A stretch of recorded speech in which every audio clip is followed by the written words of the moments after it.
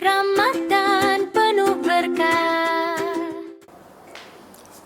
Assalamualaikum warahmatullahi wabarakatuh. Halo sahabat Basnas, selamat datang di podcast Cahaya Ramadan, persembahan dari Basnas Provinsi Riau. Bersama dengan saya Yustiara Rahmi. Dan untuk episode kali ini, saya sudah bersama dengan narasumber kita yang begitu luar biasa, yaitu WK3 Basnas Provinsi Riau, Bapak Haji Mester Hasuhunan. Assalamualaikum Bapak. Waalaikumsalam warahmatullahi wabarakatuh. Alhamdulillah. Gimana kabarnya Pak? Sehat? Lancar puasanya Pak? Sehat, tapi lapar-lapar sedikit lah. Oh sedikit, maklum bulan puasa ya Pak. Oke. Nah Pak, biasanya nih untuk bulan Ramadan menu berbuka puasa favoritnya apa ya Pak? Kalau boleh tahu. Air putih dan kurma. Air putih dan kurma sesuai dengan sunnah Nabi ya Pak? Iya. Oke. Berarti untuk menu lain nggak ada gitu Pak? Seperti kolak, gorengan biasanya kan kita hobi makannya saat Jarang Ramadan. sih. Saya setelah buka puasa dengan air putih dan kurma, langsung ke masjid maghrib, baru biasa Indonesia harus ketemu dengan nasi setelah itu. Oke, siap Pak. Nah, untuk fenomena saat ini nih Pak, biasanya kan masyarakat kita selama bulan Ramadan itu menjadi bulan yang konsumtif ya Pak. Semuanya pengen dibeli ketika berburu takjil gitu ya Pak. Nah, untuk sekarang gimana sih Pak sebenarnya cara membedakan kita menikmati menu berbuka puasa dengan apakah itu sudah berlebihan gitu Pak? Batas wajar dan berlebihannya. Ya, ketika siang itu kelihatannya mau satu halaman pun dihidangin kayaknya rasanya habis gitu ya. Iya, betul Itu ketika siang, tapi ketika saatnya berbuka puasa dengan masuknya segelas air putih, 2 butir kurma, itu sebenarnya sudah selesai urusan dahaga dan lapar itu. Tapi ya kembali lagi ya sudah menjadi tradisi di Ramadan kayaknya seperti itu. Ditambah lagi di banyak tempat disiapin pasar-pasar beduk gitu kan. Nah, itu juga yang memancing. Saya juga setiap sore anak saya memaksa saya untuk hadir di situ, tapi saya hanya ngantar aja, ngantar. Tidak ikut berburu takjil Pak? Enggak. Tidak, Pak. Nah Pak, untuk saat ini memang kan gaya hidup kita selama Ramadan itu tiba-tiba menjadi konsumtif gitu Pak. Sebenarnya apa sih Pak dampak dari kita memakai gaya hidup konsumtif selama Ramadan itu Pak? Idealnya memang Ramadan ini bisa semakin mengatur keuangan kita ya. Coba bayangin, kita sudah di korting tuh makan siang, berarti kan anggaran makan siang sudah habis tuh. Harusnya dengan nggak ada sarapan pagi lagi, nggak ada makan siang, harusnya keuangannya bisa lebih ditabung harusnya ya. Tapi ya lagi-lagi sudah jadi kebiasaan. Nah ini yang sebenarnya pengendalian diri yang kurang. Pengendalian diri kurang. Sementara Ramadan itu kan bulan pengendalian diri sebenarnya. Semuanya harus dikendalikan. Kalau semuanya kita mampu mengendalikan diri dengan baik, ya sudah. Ramadan itu sebenarnya kita bisa nabung. Ya Ramadan itu ketika Lebaran, baju Lebaran, THR nggak jadi masalah kalau bisa mengendalikan. Tapi kan nggak bisa mengendalikan.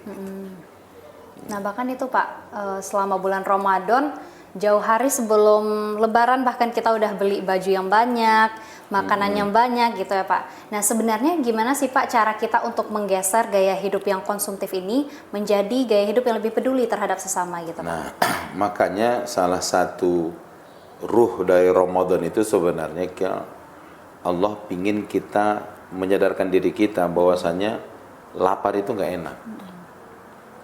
Orang tak punya kemampuan yang cukup itu nggak nyaman.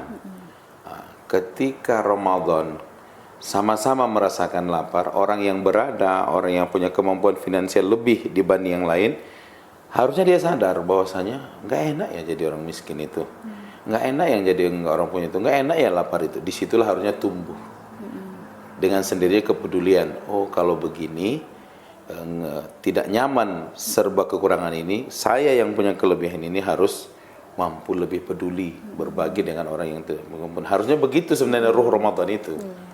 Untuk merasakan sesama ya Pak? Iya. Nah untuk di Basnas sendiri nih Pak, selama bulan Ramadan apakah ada program bagi sobat-sobat Basnas kita untuk berbagi gitu Pak? Ada dong. Iya. Paket buka puasa untuk anak yatim. Jadi salurkan ke Basnas, insya Allah amanah kita akan salurkan kepada yang berhak menerima. Ingat pesan Rasulullah, nggak beriman kamu kalau kamu mampu tidur dengan nyenyak, sementara tetangga kamu nggak bisa tidur dalam keadaan mereka lapar. Ini bentuk program kita. Menjamin anak-anak yatim tidak akan lapar 24 jam. Oke, untuk sama merasakan ya Pak selama bulan Ramadan. Nah, begitu ya Sobat Basnas. Jadi bagi Sobat Basnas yang ingin bersedekah, boleh untuk mengikuti cara di bawah ini. Nah, terakhir nih Pak, mungkin boleh dikasih tips bagi Sobat Basnas kita yang mendengarkan podcast ini, gimana sih Pak cara mengatur keuangan selama bulan Ramadan? Rentetan syariah Ramadan itu sebenarnya sudah mengajarkan kepada kita, itu bagian dari cara mengatur keuangan kita. Ya, kan ada yang dikurangi Allah di situ. Yang biasanya kita makan, untuk biaya makan itu satu hari 3 kali ya, pagi, siang, malam. Makan pagi kan digeser ke sahur, kemudian siangnya kan nggak ada nih, kemudian makan malamnya dipercepat ke Ramadan. Berarti anggaran makan 3 kali itu kan sudah ada pemotongan, pemangkasan anggaran. Seperti bahasa sekarang ini apa? Efisiensi anggaran kan? Ya, efisiensi. Harusnya lebih efisien secara otomatis di Ramadan ini. Tapi karena kita tidak bijak dalam mengatur manajemen keuangan Ramadan ini, justru di Ramadan melonjak biayanya. Orang punya kekhawatiran tersendiri, nggak punya uang di Ramadan. Padahal syariat itu jelas itu. Sudah dikurangi kok. Contoh kalau 3 kali makan sehari biaya kita 75.000, dengan dikurangi makan siang, harusnya kita punya safety, Saving ya Pak. saving kita. Dia 25.000 kan. Tapi ini kok malah nombok. Nah, makanya orang protes kalau nggak ada THR kan, itu untuk nombok konsumtifnya. Jadi ya ikuti syariat, insya Allah kamu akan selamat. Gitu. Nah, berarti sebenarnya kalau kita mengikuti syariat seperti yang Bapak jelaskan, itu untuk diinfakkan dan disedekahkan harusnya ada ya Pak? Pasti lebih besar infak kita di Ramadan dibanding tidak. Karena ada anggaran yang bisa kita alihkan. Alihkan Kan? untuk infak dan sodako ya Pak.